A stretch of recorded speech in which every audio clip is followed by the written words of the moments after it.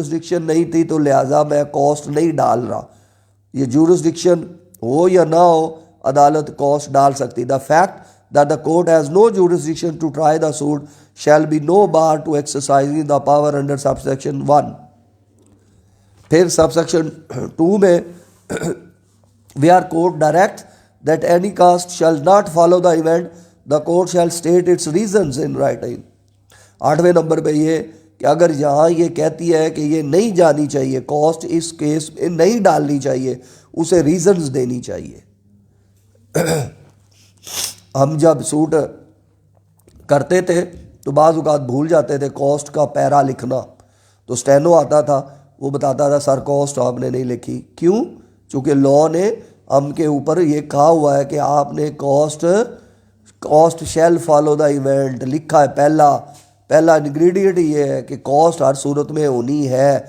अब हम क्या करते थे, या तो कॉस्ट का एक प्रॉपर ऑर्डर कर देते थे, या बाज़ औक़ात हम थके हुए या दिल नहीं कर रहा तो एक फ़िक्रा लिखते थे कि both the parties will bear their own cost, ताकि दोनों अपनी अपनी कॉस्ट खुद ही बियर करें। ऑर्डर आ गया, किसको देनी है? हर पार्टी ने अपनी अपनी देनी है। ये ऑर्डर आ गया है, अब हमने इसका जो है वो पेट पूरा कर दिया है कि आपने कॉस्ट का ऑर्डर हर सूरत में करना है। किसने देनी है ये हमने कह दिया, इसने अपनी देनी है, उसने अपनी देनी है। 9वां, the court may give interest on cost at any rate not exceeding 6% per annum.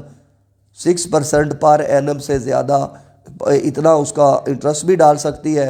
And such interest shall be added to the cost and be recoverable as such. तो ये यहाँ तक आपने 9 हिस्से इसके बना दिए कि इसके ये 9 इंग्रेडिएंट है। तरतीब आप जो मर्ज़ी लगा लें, ये 9 चीज़ें आपने लिखनी है जब आपसे कॉस्ट के बारे में पूछा जाए तो। और ये है एक्चुअल कॉस्ट। दूसरी है कंपनसेटरी कॉस्ट, ये है आपका। और ये जो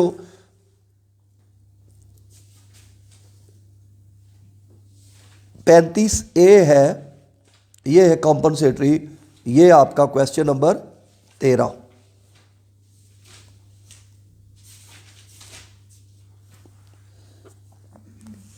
कंपनसेटरी कॉस्ट हर केस में नहीं आएगी।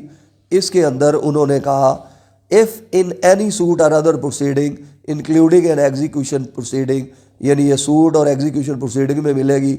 नॉट बीइंग एन अपील ना हो, any party objects to the claim or defence on the ground that the claim or defence or any part is false or vexatious. इस ग्राउंड पे आपको ये लेंगे कि ये जो इसने दावा किया है, क्लेम किया है, या इवन डिफेंस अगर किसी ने लिया है तो प्लेंटिफ भी ले सकता है ऑब्जेक्शन कि इसका जो डिफेंस है ये फॉल्स एंड वेक्सेशियस है to the knowledge of the party by whom it has been put forward and if they are as against the objector such claim and defences. और नंबर 2, अगर ये defence या इसका suit disallow हो या abandon हो या विड्रॉन हो जाए, ये दूसरा कि ये अदालत आपकी बात मान ले कि इसका जो क्लेम था यानी सूट था ये फॉल्स एंड वेक्सेशियस था, या कोई डिफेंस ले इतना भोंडा कि वो कहे कि जनाब सीधा साधा केस है, मैंने इससे ये पैसे लेने हैं, लेकिन इसने जो फॉल्स एंड फ्रिवलस और वेक्सेशियस प्ली ली है कि मैंने पैसे वापस कर दिए, ये इसको पता है इसने वापस नहीं किए, लिहाजा इसका डिफेंस फॉल्स एंड वेक्सेशियस है। नंबर 3, ये ऑब्जेक्शन लिया जाए एट द अर्लीस्ट अपॉर्चुनिटी के ऊपर, फ़ौरन। अगर सूट हुआ है तो डिफेंडेंट ने अगर लेना है तो वो अपने पहले डिफेंड जब रिटर्न स्टेटमेंट दे फ़ौरन लिखे कि इसका जो सूट है ये फॉल्स एंड वेक्सेशियस है। और अगर उसने डिफेंस में रिटर्न स्टेटमेंट में कोई प्ली ली है, जनाब मैंने इसके तो पैसे दे दिए हैं, तो वो फ़ौरन उसका जवाब दे कि इसका डिफेंस फॉल्स एंड फ्रिवलस है, फॉल्स एंड वेक्सेशियस है। नंबर 4, अदालत इसको ग्रांट कर सकती है आफ्टर रिकॉर्डिंग इट्स रीजंस। या ग्रांट करना है तो रीजंस देनी है। Is satisfied of the opinion after recording its reasons for holding such claim. या ग्रांट करनी है तो रीजन देनी है। वहां क्या था, ना ग्रांट करने पे रीज़न देनी है, वहाँ पे हर एक में कॉस्ट तो डालनी ही है, लेकिन जब आप रिफ्यूज़ करेंगे वहाँ रीज़न देंगे। यहाँ आप दे रहे हैं तो रीज़न देंगे। Make an order for the payment to the objector, यहाँ ऑब्जेक्टर को मिलनी है और लेनी है जिसने फॉल्स डिफेंस या क्लेम किया है। यहाँ पार्टीज मुतय्यन है, लेने वाली कौन है? जो ऑब्जेक्शन कर रही है कि इसका डिफेंस या इसका क्लेम फॉल्स एंड वेक्सेशियस है, और मिलनी किसको है? जिसके अगेंस्ट ये डिफेंस लिया गया है। यहाँ पार्टीज लेने वाली और देने वाली लॉ ने मुतय्यन की है। वहाँ क्या था? वहाँ अदालत ने फैसला करना है कि किससे लेनी है और किसको कॉस्ट देनी है। ये साथ साथ फर्क भी आता है, तो इसलिए आगे 7वां, no court shall make any such order for the payment of an amount exceeding,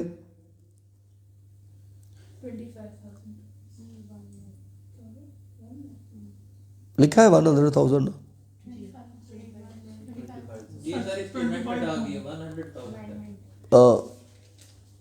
100,000 rupee or exceeding the limits of its pecuniary jurisdiction. तो ये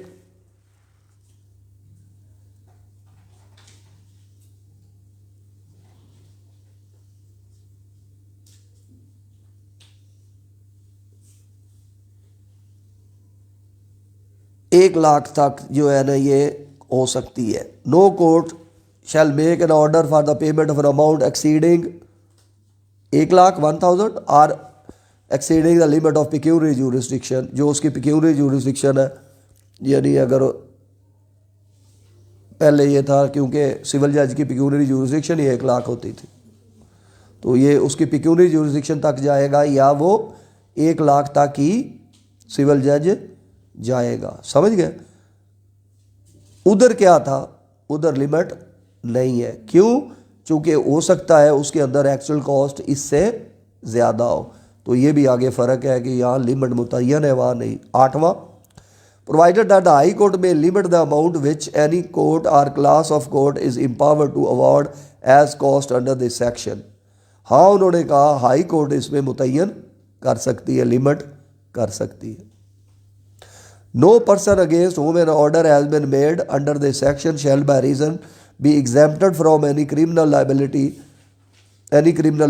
in respect of any claim or defense। उन्होंने कहा यहाँ पे जिसने कोई किया है फॉल्स दावा, झूठा, बिल्कुल बेबुनियाद, फ्रॉड से, तो इसका मतलब ये नहीं है कि इसको आपने यहाँ कॉस्ट डाल दी है तो उसके खिलाफ क्रिमिनल कार्रवाई नहीं हो सकती। वो क्रिमिनल कार्रवाई भी आप कर सकते हैं। ये 9वां पॉइंट था। 10वां, the amount of any compensation awarded under this section in respect of a false or vexatious claim or defence shall be taken into account in any subsequent suit for damages or compensation in respect of such claim or defence. हाँ, यहाँ अगर इसके बाद वो कोई criminal civil liability, civil action इसके खिलाफ करता है, मज़ीद डैमेजेस का दावा करता है, तो उस डैमेजेस अवॉर्ड करने में जो यहाँ इसे कॉम्पनसेशन आपने कॉम्पनसेटरी एग्जाम्पलरी जो कॉम्पनसेशन दी है उसको it shall be taken into account कि यार इसको 5 लाख आप दे रहे हैं डैमेजेस, 1 लाख तो इसने पहले ही दे दिया है, लिहाजा 5 लाख नहीं 4 लाख दो, it shall be taken into consideration. और दूसरा इसको ये लिख ले इसके अंदर 35A में कि ये पहला अपीलेबल ऑर्डर है अंडर सेक्शन 104 में कि अगर आप ग्रांट करें किसी को कॉम्पनसेटरी कॉस्ट डालेंगे तो उसका जिसको ये डाली गई है कि तुम ये दो, वो इसको क्या कर सकता है? अपील कर सकता है। 104 में जो अपीलेबल ऑर्डर की फहरिस्त आप पढ़ेंगे, 104 निकाल लें जल्दी से, section 104।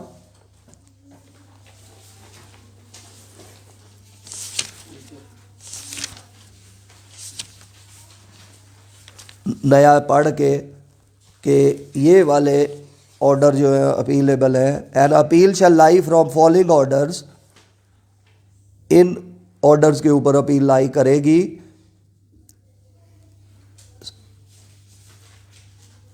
And from no other orders. उन्होंने कहा इनमें अपीलें लाई करनी है और बाकियों में नहीं करनी, सेव के expressly in the body of code हम कह दें कि अपीलेबल है वरना नहीं है। पहला उन्होंने मिट कर दिया। N order under section 35A, ठीक है, लेकिन उन्होंने उसका ये फिर आगे कहा है प्रोवाइजो पढ़ के कि ये ना समझे कि उसके अंदर उन्होंने ऑर्डर फर्ज करें रिफ्यूजिंग का किया है, तो रिफ्यूज़ कर दिया है, कंपनसेशन मांगी थी रिफ्यूज़ हुई है, वो नहीं है। No appeal shall lie against an order specified F save on ground that no order and an order for the payment of less amount ought to have been made. यानी उस पर अपील नहीं होगी कि इसने मुझे कॉम्पनसेशन ऑर्डर नहीं की। अब कॉम्पनसेटरी 35A में 2 ऑर्डर होंगे ना, समझ आई कि नहीं आई? वो मांगेगा कि मुझे कंपनसेटरी कॉस्ट दे दो, मांगेगा ना। अब 2 ऑर्डर आ सकते हैं, एक उसने ग्रांट करने का ऑर्डर, एक ना ग्रांट करने का ऑर्डर। तो ग्रांट करने का ऑर्डर अपीलेबल है, ये मैं प्रोवाइजो इसलिए मैंने पढ़ा है कि ग्रांट होगी तो वो अपीलेबल है।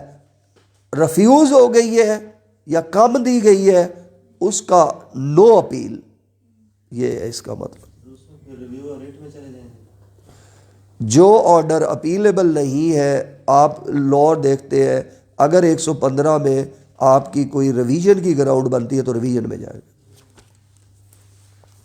तो लिहाजा ये आपका अगला सवाल कॉम्पनसेटरी कॉस्ट का, और उसके अंदर ये आपने पढ़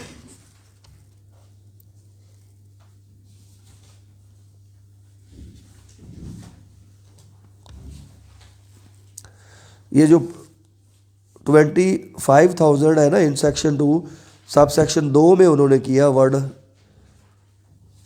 ऊपर उन्होंने नहीं किया, ऊपर 25 ही है, 25 है, लेकिन उन्होंने कहा हाई कोर्ट कर सकती है, तो हाई कोर्ट ने फिर ये 100 कर दिया। तो उधर भी पढ़ ले, चूंकि उधर उन्होंने कर दिया, ठीक हो गया। तो हाँ मैं बता रहा हूँ, ठीक है, वही तो कह रहा हूँ। तो ये आपके 13 सवाल यहाँ पे कंप्लीट होते हैं। अगर आप सेक्शन पोर्शन को भी 2 हिस्सों में करना चाहें तो यहाँ पे आप ब्रेक लगा सकते हैं, तो यानी 3 हिस्सों में 35 का तक भी आप एक दफ़ा रुक सकते हैं। और यहाँ से कितने सवाल हो गए? 13।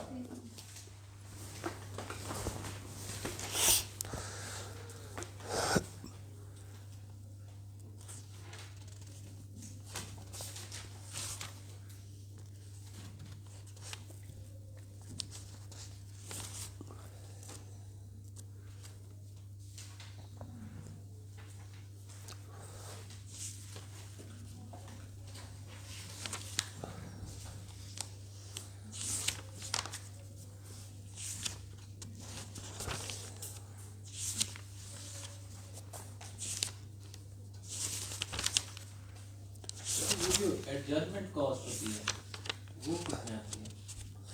वो जब विटनेसेस वगैरह आप डालते हैं ना, तो वो होता है कि कोई भी बेसिकली आपने उसे कहा है कि एविडेंस दो या उसके ऊपर आपने ऑर्डर किया है कि गवाह पे जिरा करनी है तो आपके ऑर्डर की खिलाफ वर्जी अगर आप कोई करेगा तो उस पर आप फ़ाइन डाल सकते हैं।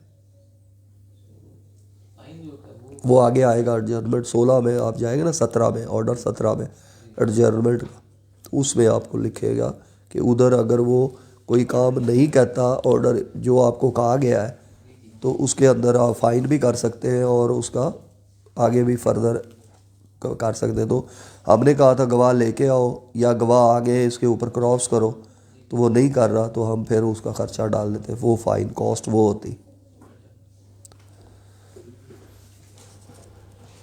आगे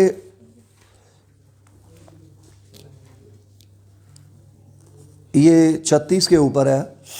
the provision of this code relating to execution of decree shall so far as they are applicable be deem to apply for the execution of orders. वो कहते हैं कि एक चीज़ याद रखें कि हमने ऑर्डर अभी यहाँ आगे जो